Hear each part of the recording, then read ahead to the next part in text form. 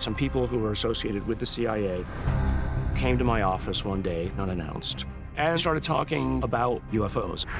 That's not our LNS though, is it? There's like another thing. They said, we have this medical data, we need your help. Looking at the brain scans, we found the same internal scarring. What's special about these people? Well, they're pilots. We're seeing them in the morning, afternoon, we're seeing them in the evening, and their maneuvers. They don't correlate with the technology that I'm aware of as a fighter pilot. All these different government agencies had pertinent information on this topic that they weren't sharing. There was virtually no discussion in mainstream news outlets. Yet meanwhile, in local papers, there were thousands and thousands of reports all over the world. After that night, I became scared. I had a mark on the side of my head. I had been rectally injured. I was obviously the victim of an assault of some sort, but when? Who?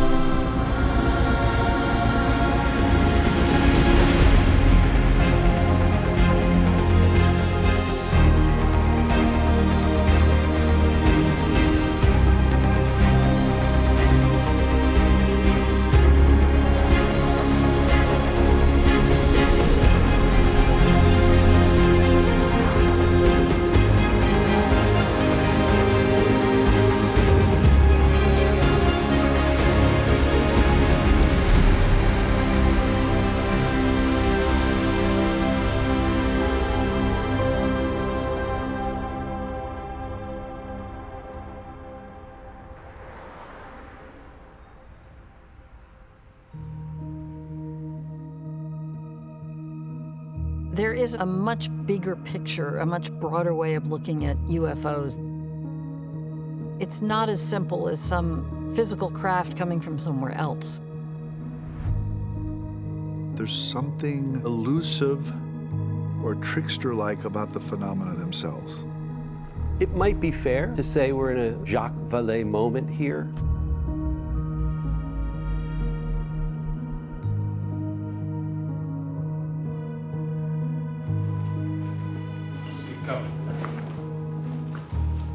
Some questions about what's happening today, but also some questions you probably answered before about your history.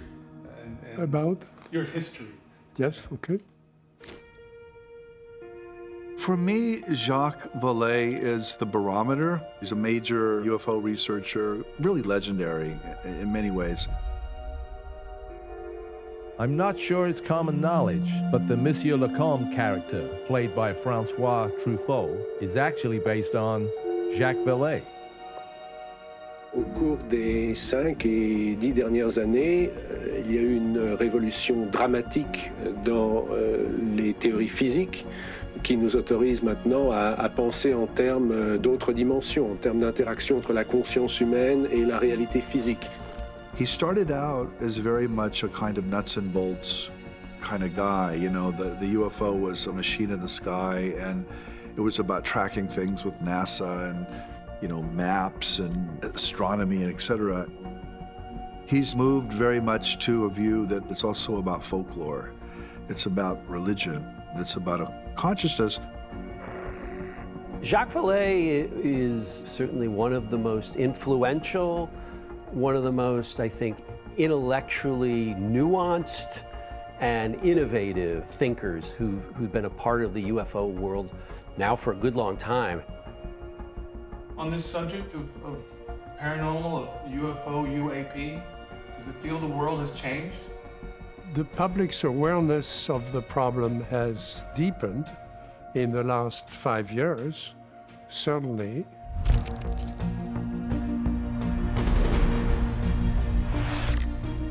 People are taking it more seriously because now it's not just one person seeing something, it's one person seeing something supported by technology that we trust.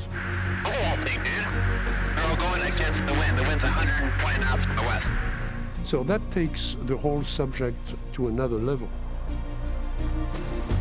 I was just in Washington a few days ago because I'd been asked to brief some staff people on the background of the problem. Just last week, the U.S. government revealed they are tracking more than 650 potential cases of so-called unidentified aerial phenomena, more commonly known as UFOs. Director of the Pentagon's All-Domain Anomaly Resolution Office, Sean Kirkpatrick. Of those over 650, we've prioritized about half of them to be of anomalous, interesting value. I was informed in the course of my official duties of a multi-decade UAP crash retrieval and reverse engineering program, to which I was denied access to those additional read-ons when I requested it. So, to be clear, you were meeting with Aero staffers? I'd rather not talk about who asked to meet with me. And there are a number of us, are providing background data and historical data so that hopefully some of the mistakes made before are not repeated. Jacques Vallée, International Authority on the UFO Experience. First thing I'd like to dispel is a frequent misconception that UFOs are limited to this country. Well, UFOs are not an American phenomenon. They are a worldwide phenomenon. The ufology community, it has to be said, is a diverse community. There's lots of different voices, lots of different perspectives involved. Lots of UFO sleuths in the early days, these detectives, these investigators. But Jacques Vallée was not the first. Probably the first great one, and the one who really makes a huge difference, is this guy, Donald Keyhoe. A retired military man, a guy who then makes a career as a pulp fiction writer. So he's got connections to both of those worlds. And he is assigned by one of these pulp magazines to actually conduct a kind of investigative journalistic reportage about this topic.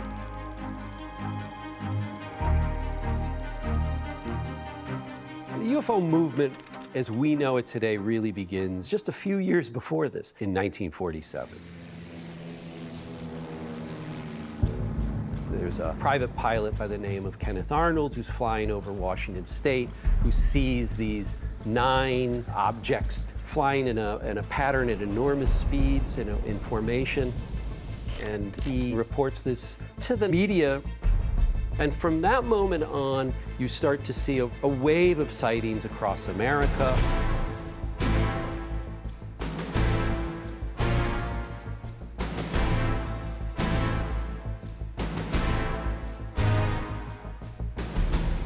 Keyhoe talks to some of his sources in the military and in intelligence, and he publishes in 1950 an article and a book later on called The Flying Saucers Are Real, about this phenomenon. Is there any tangible evidence that these flying saucers exist? Well, I'm positive they exist. The weight of the evidence makes it impossible to arrive at any other conclusion. This book is really, really important for a number of reasons. First of all, the arguments it makes, that the government is pretty much convinced that these things are extraterrestrial in origin. Secondly, they're keeping it a secret because they're scared it's going to provoke a mass panic. And third, that the belief is that the aliens are now here for the first time because they've seen that we have exploded atomic bombs.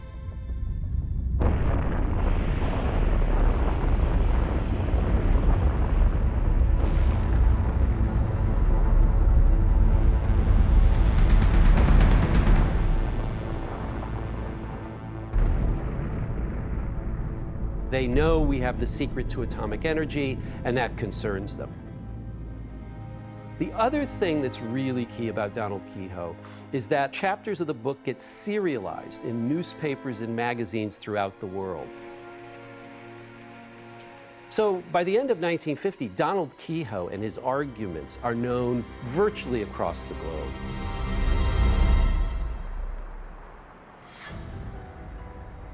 I've always wanted to be an astronomer.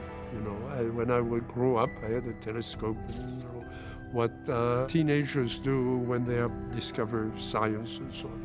And what changed my look at things is that I saw a UFO with a friend of mine. We were the two best students in physics and math, and he saw it independently of me. Arrivé à quelques centaines de mètres de l'endroit où nous voyions l'objet, le moteur s'est arrêté avec les phares. Ma radio qui était allumée s'est éteinte, sans raison apparente. Nous avions l'impression que c'était un anneau qui tournait lentement, et de ça s'est détaché un cône, une forme de quartier de tarte. L'objet, avant de disparaître, a arrêté d'osciller sur lui-même, mais très rapidement, ce n'était plus qu'un point dans le ciel. This was very clear, blue sky in summer in France, outside Paris, very clearly a disk. My mother saw it first, called me, I saw it with her, there was no question. The next day, this friend told me he had seen the same thing with binoculars. I got him to draw it for me, and it was exactly what I had seen. At the time, there were new aircraft coming up, you know, the first jets and so on. He said that could be a new device that's going to be publicized later, except that it didn't.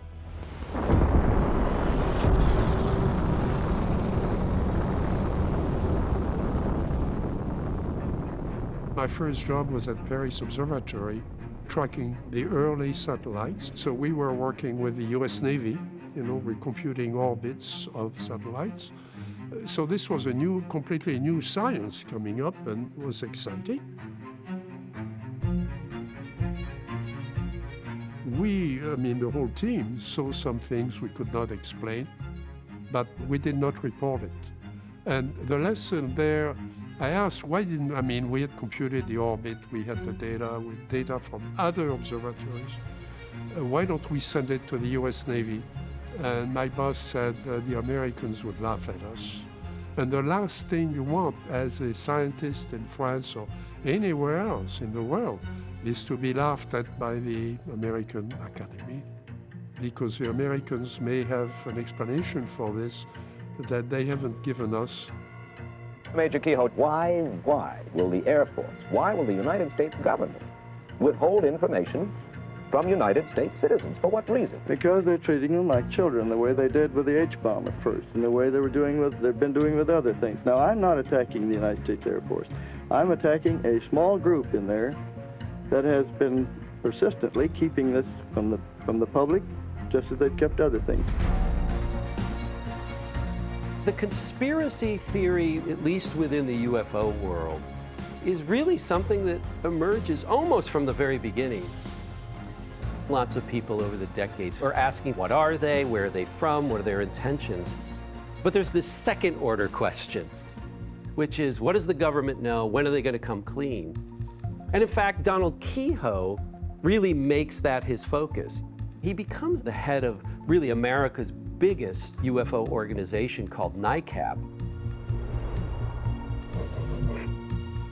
NICAP's mission is primarily going to be what I think we today would call disclosure. Get the government, lobby the government to come clean. We want congressional hearings. NICAP's director, Major Donald E. Keyhoe, insisted that the Air Force knew more than it was telling. We are being observed by a highly advanced superior civilization.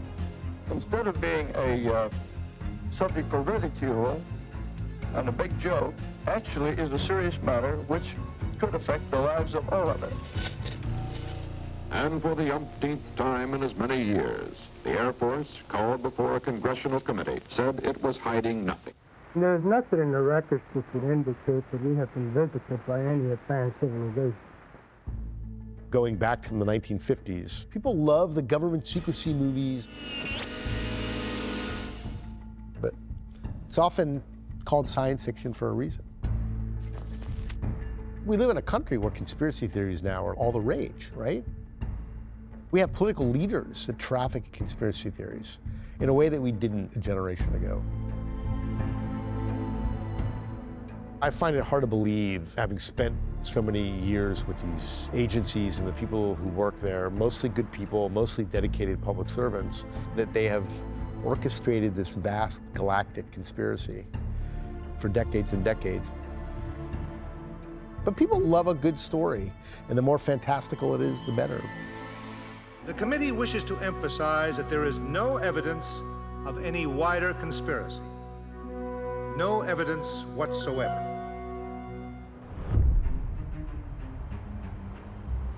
No matter what the answers are, it's potentially one of the biggest news stories, if not the biggest news story in the history of mankind.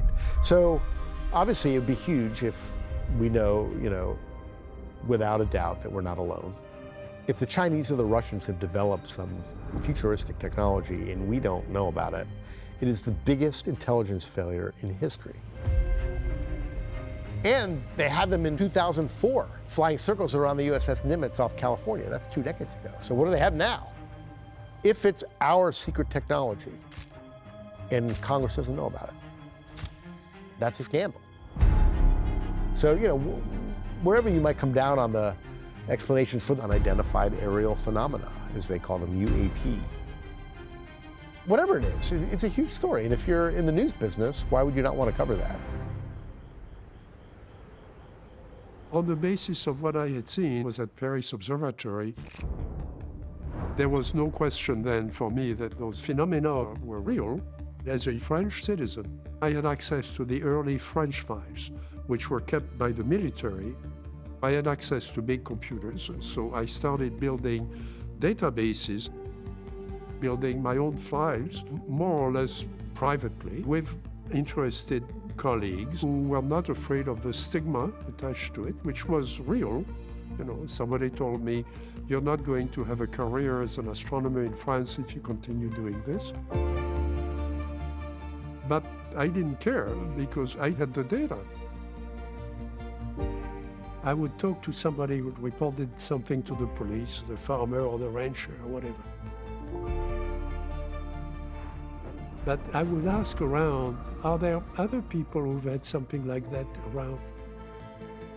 Well, there's a farm, a few miles down the road where the same thing happened, but they never reported it. I would go to the farm and I would talk to the farmer. Most of the time they would be shocked.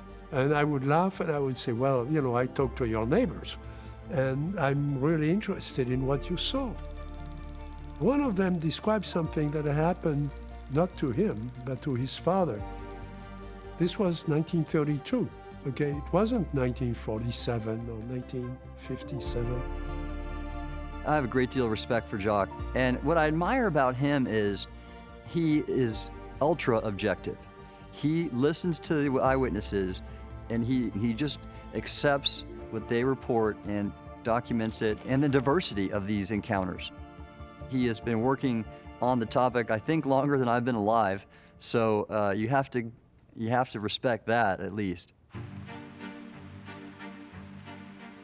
I was recruited to join the University of Texas Astronomy Department to work on galaxies and planets and computing. And then I was told, if you want to continue looking into, the UFO issue, use the equipment on your own time, okay, as long as you do the work for the department. I rebuilt the files with the help of my wife, and we ended up with something like 10,000 cases on the computer. By the 1960s, here in the United States, scientists, academics, people like that are now looking into this matter. Probably the big advocate is the consultant J. Allen Hynek. Hynek was an astronomer, and from the very earliest days of the flying saucer phenomenon in the 40s, he was brought in as a consultant to the Air Force to help them in analyzing these reports that were coming in. Dr. Hynek had always been in communication with the people in Austin, in Texas. So he heard of my database and said, if you want to come to Northwestern in Chicago, I'll give you access to the US files.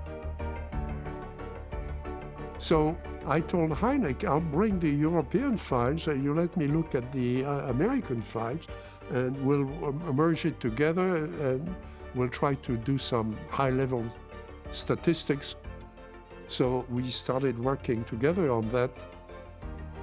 It's very clear that at least privately, Hynek becomes ever more convinced that there's something that just can't be explained away in these sort of conventional ways. I started almost as a complete skeptic because I thought the whole thing was a question of post-war nerves, but it was the persistence of the phenomenon, it refused to dry up and blow away, that finally led me to the belief that we had a real phenomenon to deal with. The computer work first was designed to clean the data, finding the patterns that are natural physical patterns, to narrow the database to the cases that were the most intriguing, and then to look at their distribution in space and time. What emerged were situations where there was a lot of reports in a particular part of the world that peaked in about a month or two and then declined. So you had essentially 3 months of a wave of cases that were not explained by sociology. So we could begin to look at the patterns of these waves. 1950, 1952, 1954, 1956. It breaks down in 1957. What is 1957? Sputnik. Today, a new moon is in the sky, a 23-inch metal sphere placed in orbit by a Russian rocket. The Soviet satellite triumph was demonstrated for all to see. All round the world, we listened.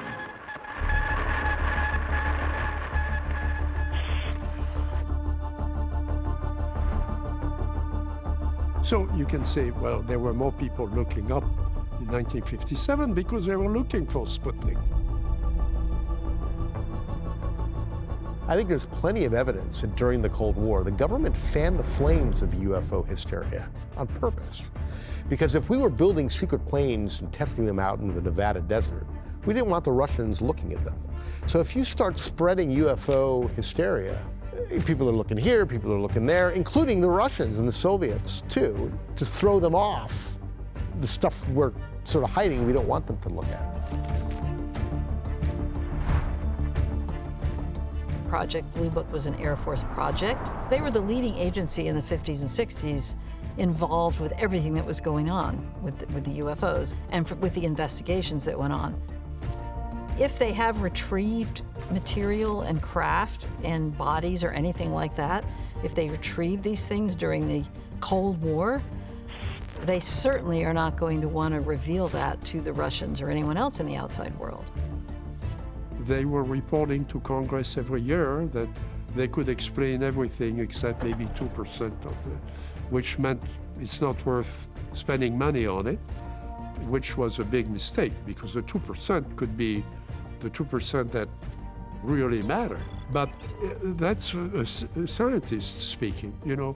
Certainly from the military point of view, 2% wasn't worth deploying officers and airplanes and everything else. So Project Blue Book funded a small project suggested by Dr. Hynek for me to redo the Air Force files.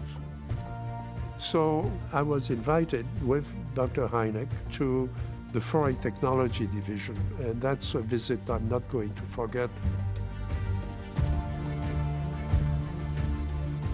They had a little building with no windows and about 200 PhDs who were doing intelligence on primarily Russian equipment.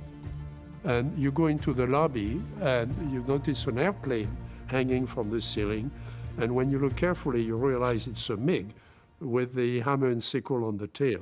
Okay, so that gave you an idea of what was going on in the building. They were not interested in UFOs. Hal, interview, take one, Mark.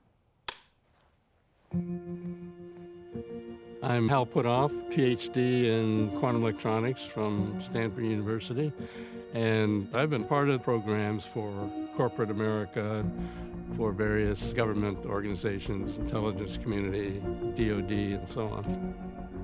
In general, in the academic community, things like UFO research or stigmatized tinfoil hat kind of stuff. But behind the scenes, the Department of Defense and the intelligence communities, they don't have that luxury.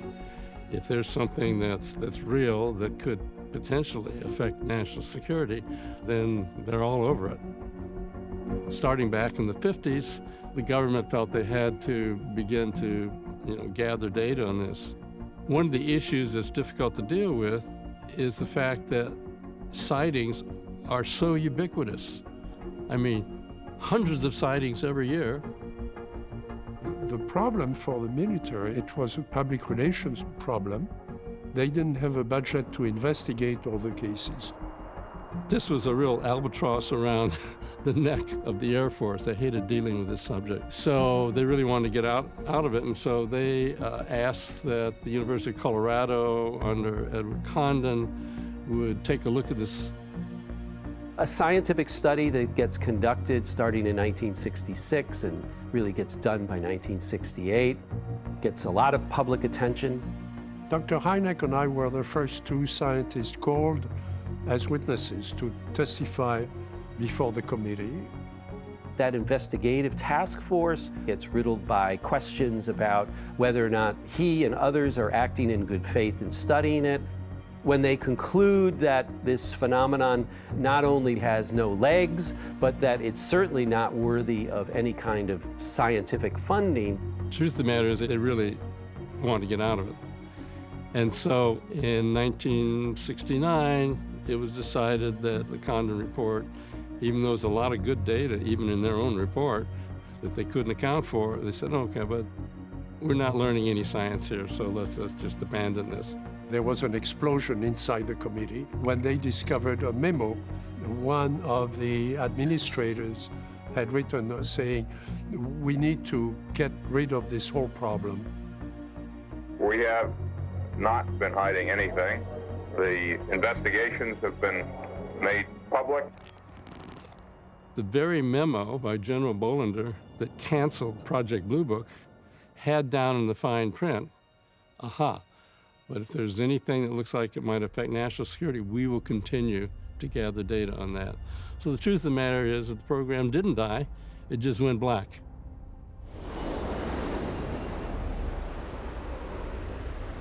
I do think it's curious that you never see the Air Force talk about it. It's always Navy pilots. You never hear anything from the Air Force. The Air Force has been, very noticeably silent on this issue, and the Navy has taken the lead in terms of speaking about it, acknowledging the videos, contributing to reports.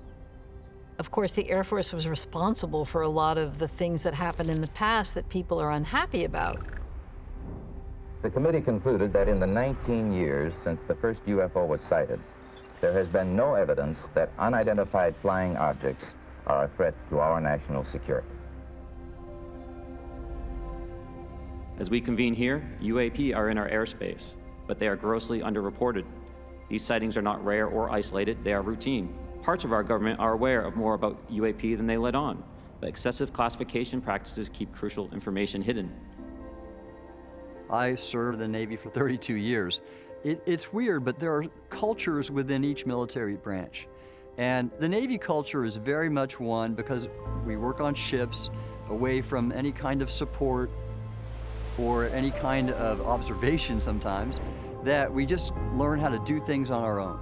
And we take initiative, and we're not afraid to speak out because we sort of own the issue. But the Air Force always has some oversight. And that oversight creates a much more hierarchical organization. And you see that in UAP reporting. These pilots, these Navy pilots are not afraid to come out, but the Air Force, their reporting is next to nothing. Navy and Air Force jets are both training and doing exercises in the same area. The Navy pilots are seeing and reporting these UAP. None of the Air Force pilots are reporting these things. And it's not because they weren't seeing them. They had to have been seeing them. They have even better sensors than the F-18s. UFP are not going to be discriminating between any given military branch of any given country, obviously. The Air Force has to be seeing these. Of course, the Air Force has a lot more to lose than the Navy because they own this multi-billion-dollar air defense system, so they'd be acknowledging that they're failing to meet their mission.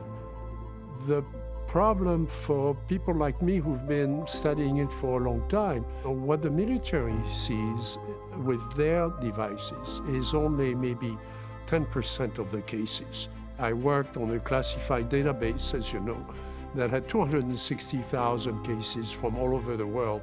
Those are not being considered right now.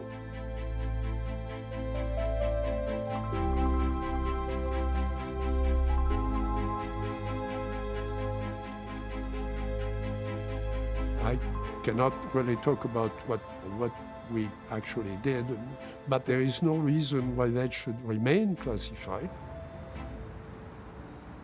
How did you first understand who Jacques Vallée was? Do you even remember? Oh yeah, absolutely. Did you even know the name before that? No. Never heard of him. Didn't know who he was. I'd been starting to read in the area and, mostly watching YouTube and going down some pretty weird rabbit holes. Jacques reached out to me about 2 or 3 weeks later, and so we went for lunch, and he said, well, what do you think about what the aliens might be? And so I gave him my answer. He completely destroyed me. I was infuriated. And then I realized I like this guy because he just deconstructed my argument. What was your theory that you gave Jacques Vallée at lunch that day? That it's future humans. It was just a speculation. The future humans have come back to mess with us or watch us, He didn't prove me wrong. He proved to me that my certainty of the conclusion was misplaced. And we just became friends. And I saw him from that point on almost literally every other week. Obviously, his work in biology and medicine is exceptional, but I admire his willingness to jump into this and to look at the accumulated data.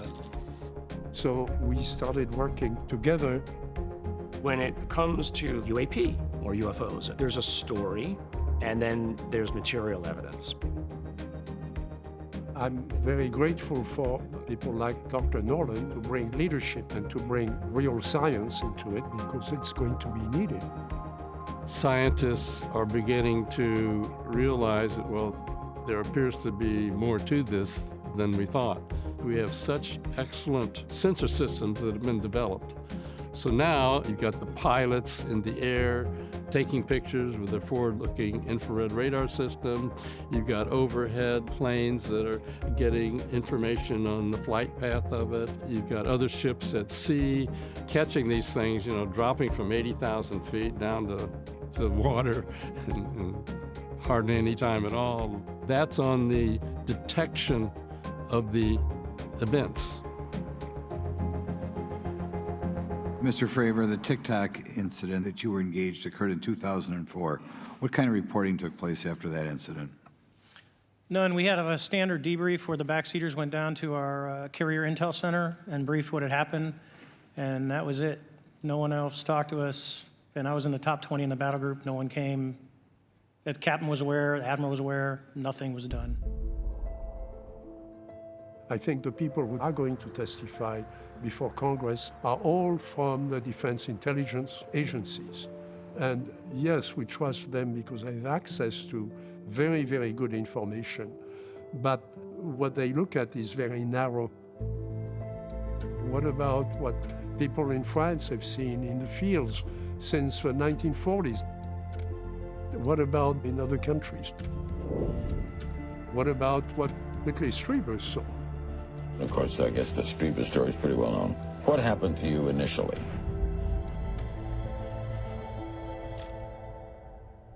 I first met Whitley over a dozen years ago. We were both at a retreat center.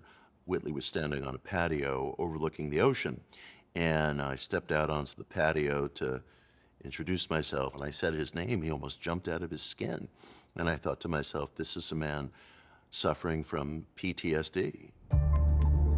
He's been writing about this topic for decades. There's nobody else like Whitley Strieber. Whitley Strieber is a novelist, a memoirist. His best-selling book, Communion, just changed the world, in terms of experiences, people who had encounters with phenomenon on many, many different levels.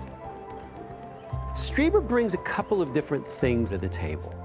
One is he's an experienced writer. He's a horror writer. He's a very famous one and very good at that. So here we have somebody who has an experience who can actually talk about it himself, write about it himself. Most experiencers don't do that. They have other people write their narratives for them.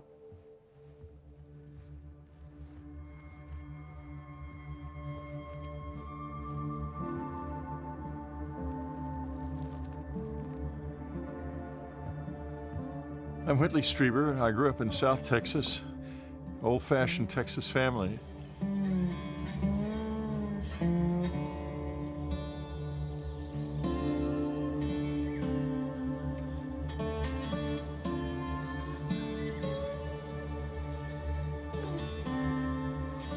From early times, I was very interested in writing. I wrote my first short story when I was 6. And it wasn't much of a short story, but my mother loved it. And when I left high school, I was going to become a writer. That was the only thing I wanted to do. And then I met Anne in April of 1969, and everything began to change. She was in New York trying to become a fashion designer. So here were these two crazy dreamers, a fashion designer and a writer, right? We had been doing very well with the writing, and we had a little money in, I guess it was 84, and we realized we could have a place outside of the city. We found this little cabin way out in the middle of nowhere. Since I was a full-time writer, we could actually live there all summer when our little boy wasn't in school. So we bought it. That's how it started. And we certainly didn't expect anything peculiar to happen there.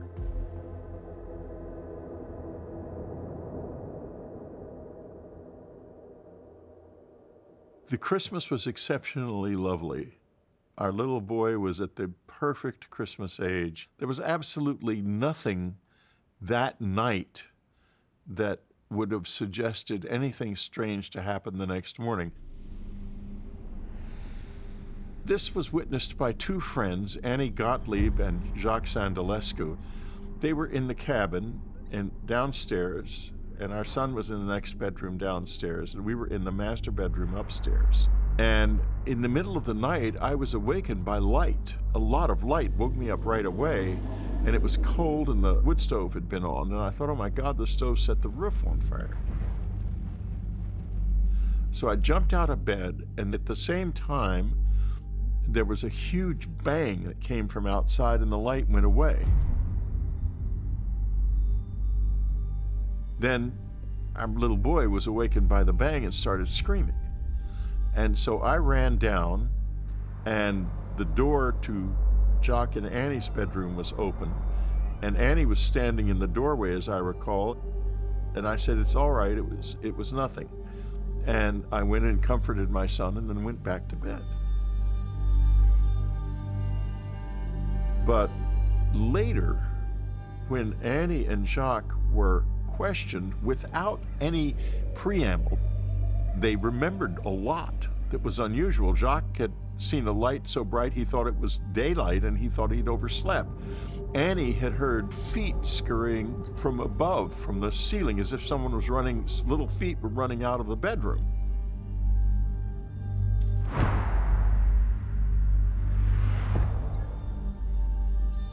We weren't aware of any of that at night it happened. But after that night, I became scared.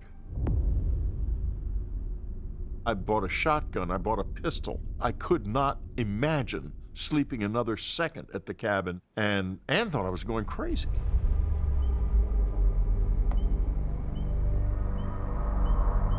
After the experience in December, I was really strung out. I hurt.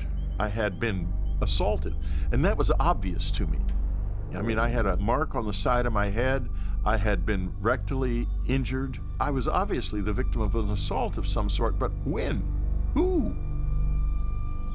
You mentioned initially going to the doctor several times, right? I want to know how you tried to rule out any kind of mental or emotional aspect to it. I went to the doctor because my first thought was either it's a brain tumor or psychosis of some kind, because the memories were very vivid. I went through an MRI scan to determine whether or not the brain was in normal shape, and it was. The test showed that I was an exceptionally stable brain, highly unlikely to hallucinate.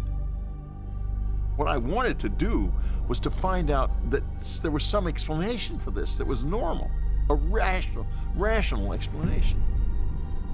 I think on the second doctor visit, he examined me rectally because I mentioned that I was in pain, and he did find I had been raped. And I was it was a terrible period of turmoil in our lives because I was subliminally thinking I was going mad. When an event happens to you, right, I think the first thing you have to do is decide, I'm going to tell somebody. Yeah. And I'm guessing Ann is the first person you're really talking to. No. I thought, I can't tell Ann this. And I started trying to get rid of Ann and get her to divorce me because I figured I'm psychotic and I don't know what is going on. Finally, I got it together enough, and I told her one night. Tears were coming at the edges of her eyes because she was thinking I was going to say, honey, we need to end this. It's not working. And instead, I say, I think I was taken aboard a flying saucer by little men. And she blurts out, oh my God, thank God, I thought you were going crazy. We burst out laughing, and sort of laughing and crying at the same time. We just flew into each other's arms, and that's when the whole rest of our life started. You reach out to the medical community, you have testing done. At what point did you say to yourself, or did you speak with Ann about writing the story? After I had the 2 sessions with the head of the New York State Department of Psychiatry and one of the literally the leading psychiatrists in the United States, we had to face the fact that apparently something had happened that involved these strange beings, that they were real in some way. As to what they were, I've never been ready to say they're aliens from another planet. A lot of other people have said that for me. But that's not what I say. I call them visitors because we don't know what they are. We have no idea. My wife, I have to give her credit. She was always encouraging me to write. She was the one who made sure that Communion, the book, was a book essentially of questions, not of answers. And millions of people responded to it. They knew it. They recognized it from something in their own lives. When I was a boy, I think I was around 7 or 8, I woke up with little people in my room. And I told my parents, I said, there's these little men who come into my room at night and I'm awake and I can't move. And I said, oh, you're dreaming, it's okay. And I know that, and one of them looks in the window. And then that happened for about 2, I'm getting goosebumps remembering it. And then it stopped. I don't have any bad memories of it, it's just remember it. I didn't know what a UFO was then. There was no internet. Aliens weren't a discussion topic. There were 3 channels on our TV, black and white. But it wasn't literally until I was a grad student at Stanford and I was at a used bookstore in the science fiction section, of course. And I pull out a book, and there on the cover was the face of what I had seen. And it was Whitley Strieber's Communion. I remember dropping the book on the ground and had like a nervous breakdown because it was like that was, and it all came flooding back. I wanted to be a film, and somehow it ended up kind of cockeyed. I think it would have been possible for the film to reflect the open-endedness and questioning of the book, but it does freeze things in a kind of level of reality. Christopher Walken danced in the film.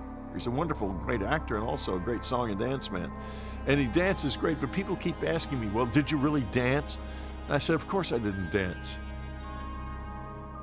This experience compels us to keep the question open at every level. And insofar as the film tended to close the question a little bit, that wasn't good. Tell me about your memories initially of the public reaction. You went on shows, you talked about it, you were open to the public, obviously went on book tour. How would you react, do you think, if you woke up in the middle of the night and found at the end of your bed a small figure with 2 holes for eyes, a hole for a mouth, and wearing a very strange metallic garment? You know, I learned something about people, a lot about people, when I published Communion. Well, you'd probably scream, wake up and realize that you've been having a nightmare. Not my next guest. He didn't scream. He went along with the whole thing, and he ended up in a spaceship, being probed and prodded in all sorts of places. Seriously, when he woke up in his own bed the following morning, he had a pain in his bottom, among other things, and a lot on his mind. What did he do? He wrote a book about the whole thing called Communion. Publishing something with quote-unquote claims, and there weren't claims, they were questions, but they were taken as claims, is going to make you vulnerable. Will you welcome, please, Whitley Strieber.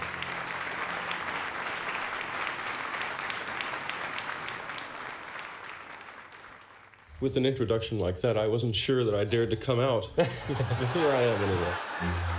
A lot of people have a bully hidden in them, and they want so badly to let that bully out. I dreamt that I was lying in my bed, in the dark, when all of a sudden this bright blue light filled the room. Then I was lying on a table, and these scary aliens wanted to operate on me. Then South Park came out, and their first episode was a lampoon of me. Dude, visitor, totally. Did they give you an anal probe? Ah, what's an anal probe? That's when they put this big metal hoop of you up your butt. Whoa, aliens stuck stuff up your ass. No! I became the rectal probe man and found myself being laughed at for having been raped. Sorry to hear about your ass. Why are you walking so funny, Cartman? You know, I'd go on a TV show and they'd ask me about, well, what do you think about the planets? What about Uranus? Are you an alien? To you I am, yes. Are you gonna probe us? Why does everyone always assume that? What am I doing? Am I harvesting farts? How much can I learn from an ass? What? Moronic, low-grade, creepy ugliness. What happened? Did little green men come down and... No, not at all. How do you know you're not nuts? I am talking to you about a real thing, I'm pretty sure. The public reaction for a long time was much more open-minded and friendly.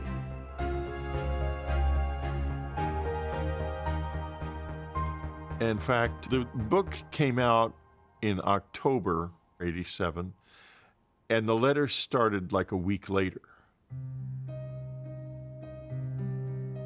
I was going around touring for the book, and Ann called and said, Whitley, we've got a problem. We've got a lot of mail. The book became an enormous bestseller. It captured the experience of countless numbers of people, many of whom, well into the thousands, wrote letters to Whitley and his wife Ann describing related experiences. The post office was bringing huge boxes of mail up to the house. I said, Annie, what are we gonna do? We gotta get rid of these letters. She says, Whitty, we're not getting rid of these letters. We're gonna read them. This population of people who felt unseen and lacking in any kind of a voice or recognition read Communion, felt less alone, and said this captures something like my experience. And people might think, well, these letters are fan letters, but they really are not fan letters. They are, let me tell you what happened to me letters, at length. They're coming to him to tell them their story.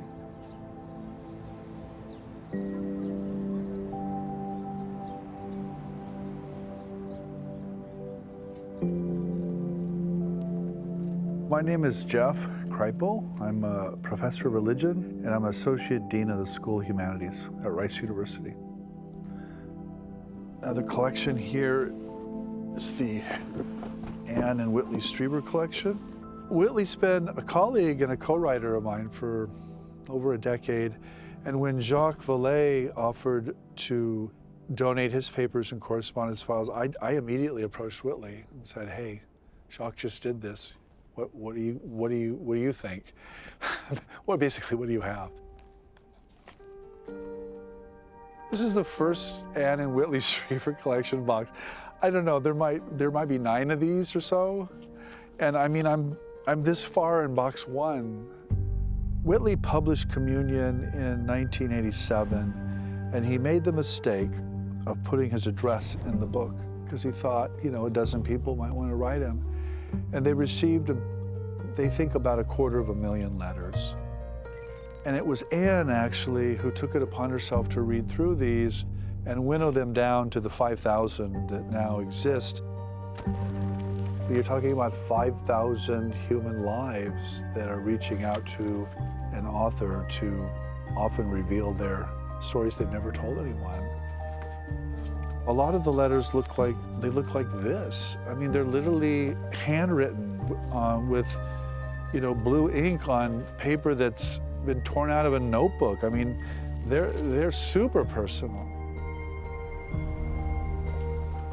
The letter writers consistently say, "Please, please call me. Please, please write back."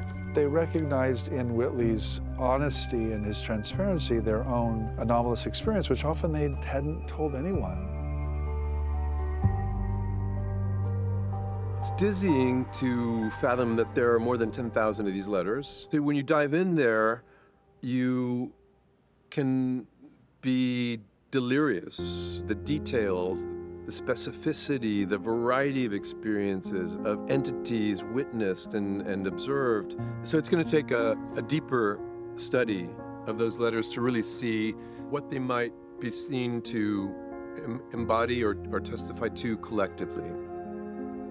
What the letters say about us and our world is really simple. We don't know what we are. We are much more than we let ourselves believe. We live going down a little road of life, but we live in a magical and extremely strange world that we are part of and choose not to recognize, because if we recognized it, it would be impossible to live out a normal life. You would be, God knows what would happen to you.